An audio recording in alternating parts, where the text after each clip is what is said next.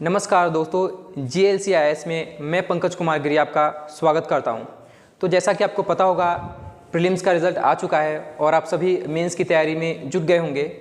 तो आज के इस व्याख्यान में हम लोग चर्चा करेंगे मेंस आंसर राइटिंग के बारे में कि मेंस आंसर राइटिंग को हम लोग कैसे अप्रोच करें। तो शायद आपको पता होगा कि मेंस में 3 तरह के प्रश्न पूछे जाते हैं, एक 3 मार्क्स के, 5 मार्क्स के और फिर 11 मार्क्स के। तो बारी बारी से हम लोग संक्षिप्त में समझेंगे कि इन 3 तरह के प्रश्न को हम कैसे अप्रोच करेंगे। तो सबसे पहले समझते हैं कि 3 मार्क्स के प्रश्न को हम लोग कैसे अप्रोच करेंगे। देखिए, अगर आप MPPSC के गाइडलाइंस को देखेंगे तो 3 मार्क्स को उन्होंने बताया है कि 20 to 30 वर्ड्स में लिखना है। बट हमें ये समझना पड़ेगा सबसे पहले कि कोई भी विषय वस्तु है, उस विषय वस्तु को हम कैसे अप्रोच करें 3 मार्क्स में से संबंधित। तो सबसे पहले हम लोग विषय वस्तु को हम समझना चाहेंगे कि विषय वस्तु क्या है। देखिए, जो 3 मार्क्स में प्रश्न पूछे जाते हैं उसमें विषय वस्तु किसी जगह का नाम के बारे में पूछा जा सकता है, किसी व्यक्ति विशेष के बारे में पूछा जा सकता है, या किसी भी परिभाषा के बारे में भी पूछा जा सकता है, या अंतर स्पष्ट करने के लिए भी पूछा जा सकता है। तो हमें पहले ये समझना है कि 3 मार्क्स में कंटेंट क्या होगा, ये इस बात पे डिपेंड करेगा कि विषय वस्तु क्या है। 2-3 चीज़ें ध्यान में रखनी है विषय वस्तु से संबंधित। पहला, चाहे विषय वस्तु कुछ भी हो, हमें उसके बारे में लिखने से पहले 2-3 चीज़ें ध्यान में रखनी पड़ेगी कि अगर विषय वस्तु किसी जगह या किसी व्यक्ति के बारे में पूछा गया है तो कम से कम उसके बारे में 3 पॉइंट हमें लिखने पड़ेंगे, 3 बिंदु लिखने पड़ेंगे। एक उदाहरण के लिए हम समझते हैं कि सपोज आपको किसी कवि का नाम दिया गया है और इस कवि के नाम में आपको 3 मार्क्स के आंसर लिखना है। तो आप क्या लिखोगे 3 मार्क्स में? जो भी आंसर लिखना है 3 मार्क्स में, हमें ये बात ध्यान में रखनी है कि इसमें कम से कम 3 डायमेंशन कवर होने चाहिए। मिनिमम 3 बातें इसके बारे में लिखी होनी चाहिए और ये तीनों बातें एक दूसरे से थोड़ी भिन्न होनी चाहिए। तो सबसे पहले, अगर किसी कवि का नाम है तो हो सकता है हम उसके कालखंड के बारे में लिख सकते हैं कि वो किस कालखंड के कवि थे। तो पहला पॉइंट ये हो जाएगा कि उसके कालखंड के बारे में लिख दिया। दूसरा, हम उसकी रचनाओं के बारे में, कुछ रचनाएं हैं उसके बारे में हम चर्चा कर सकते हैं कि उन्होंने कोई पुस्तकें लिखी हैं, उसके बारे में हम चर्चा कर सकते हैं, नाम लिख सकते हैं यहाँ पे। और तीसरा बिंदु के अंदर में हम लोग उनके कुछ प्रसिद्ध कथन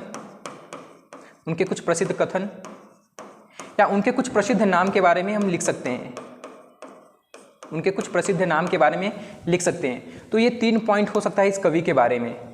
तो ये एक अप्रोच होगा किसी भी 3 मार्क्स के सवाल को अप्रोच करने में। उसी तरीके से ये किसी जगह का नाम भी हो सकता है, किसी प्लेस का नाम है, तो उसके बारे में भी हमें 3 बातें लिखनी पड़ेंगी कि इस जगह की सबसे पहले खास बात क्या है, इस जगह पे कुछ युद्ध हुए हैं या फिर ऐसी कोई बात हुई है तो हमें इसको डिस्कस करना पड़ेगा। सबसे पहली चीज़ ये ध्यान में रखनी है कि अगर इस तरह की कोई संज्ञा है, नाउन है, उस केस में हमें कम से कम 3 से 4 बातें पता होनी चाहिए उस पर्टिकुलर टॉपिक के बारे में। तो पहला तो ये हो गया।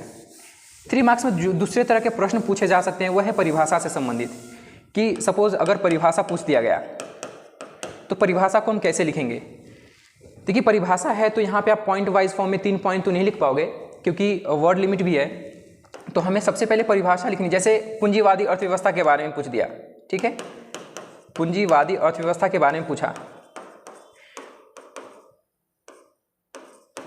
अगर पूंजीवादी अर्थव्यवस्था का, तो हम सबसे पहले इसकी डेफिनेशन लिखेंगे और एट मैक्स इसका हम एग्जाम्पल लिख देंगे कि ब्रिटेन जैसे USA इसका एग्जाम्पल्स लिख दिए, या हम लेसा फेयर अहस्तक्षेप की नीति, ये हमने 1 पॉइंट में लिख दिया।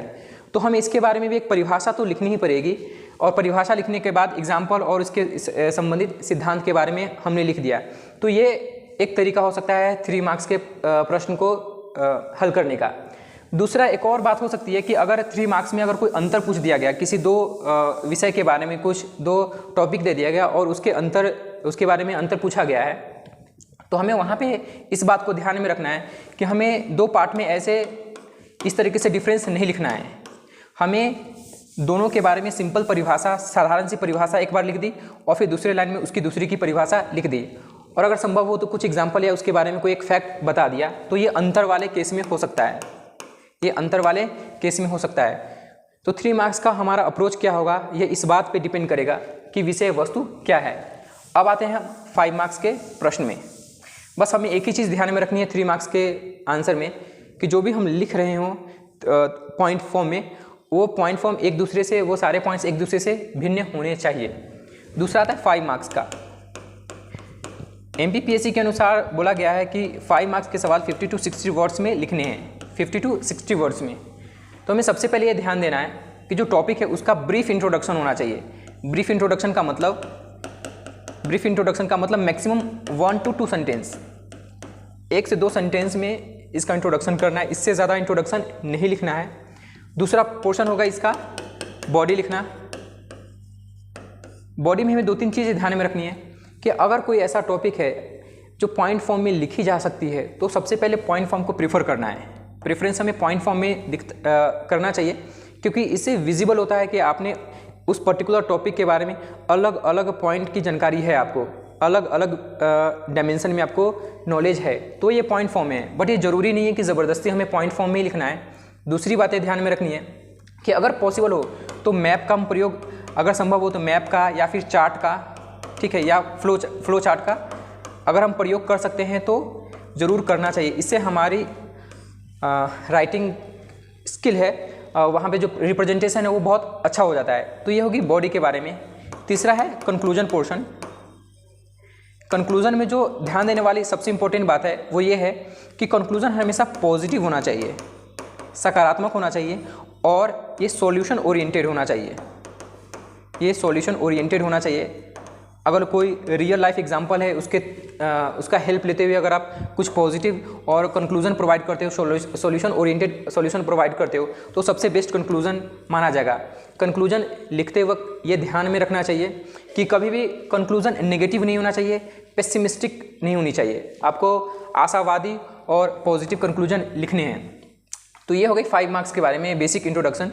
आगे के लेक्चर्स में हम लोग डिटेल में चर्चा करेंगे इसके बारे में। और फिर आता है 11 मार्क्स से क्वेश्चन, जिसमें हम लोग को 200 वर्ड में आंसर लिखना है।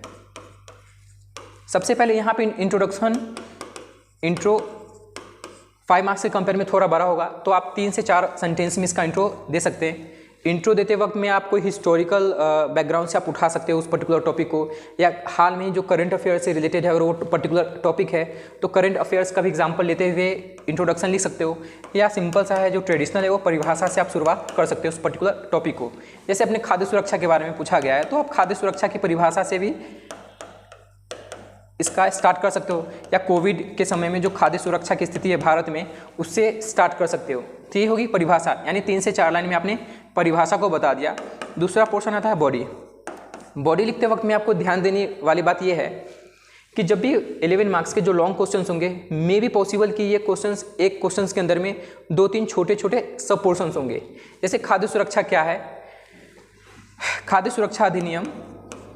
सुरक्षा अधिनियम 2013 के बारे में पूछ सकते हैं कि इसकी विशेषताएं क्या थी और इससे संबंधित जो समस्याएं हैं भारत में विद्यमान खाद्य सुरक्षा से संबंधित समस्याएं हैं, उस समस्या के बारे में पूछा जा सकता है। ठीक है, उन समस्या के बारे में पूछा जा सकता है।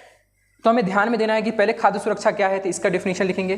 खाद्य सुरक्षा अधिनियम 2013 के बारे में भी हमें लिखना पड़ेगा, कम से कम 4 से 5 पॉइंट मिनिमम लिखने पड़ेंगे।